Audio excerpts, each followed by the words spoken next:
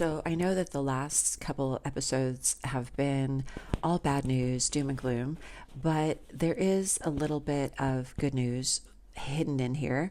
One of the things that happened during lockdown was that I received a letter in the mail telling me it was so unreal, telling me that a relative I had never met who lived in Canada, I believe she was my grandmother's cousin, had passed away, unfortunately, and had left me a little bit of money in her will.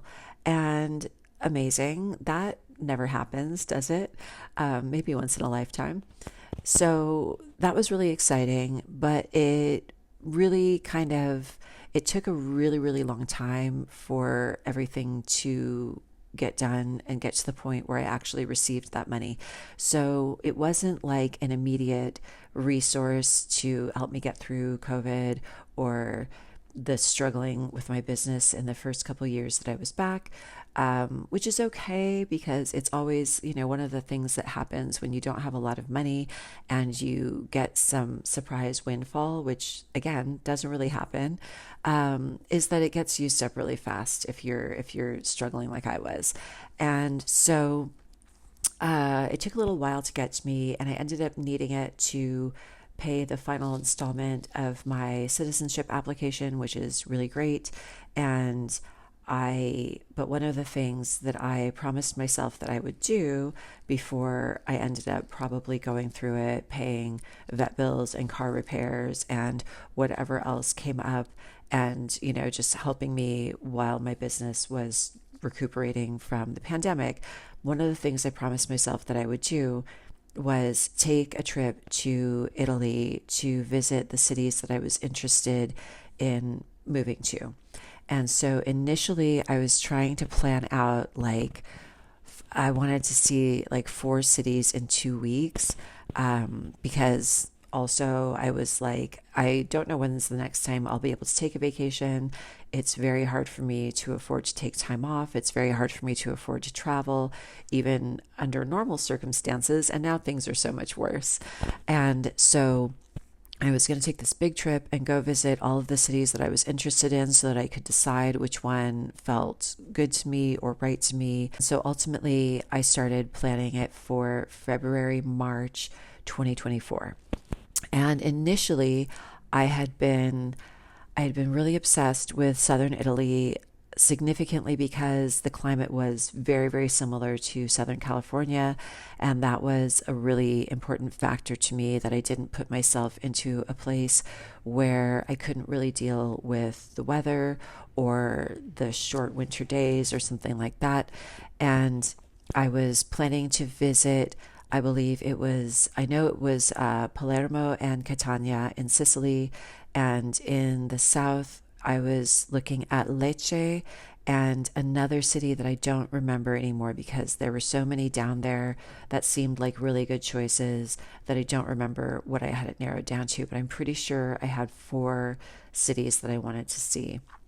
And it was while I was trying to plan that trip, and I was feeling really frustrated with the idea of how much time I was going to spend traveling between cities. I was feeling really like already the pressure of how hectic it would be to try to see so many cities in such a short period of time. And it was in this time that my sister and I were talking a lot about where I might go and all of this.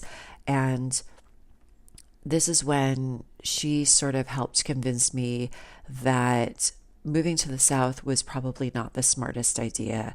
I was really drawn to it, partly for the weather, but also even more significantly for the cost of living.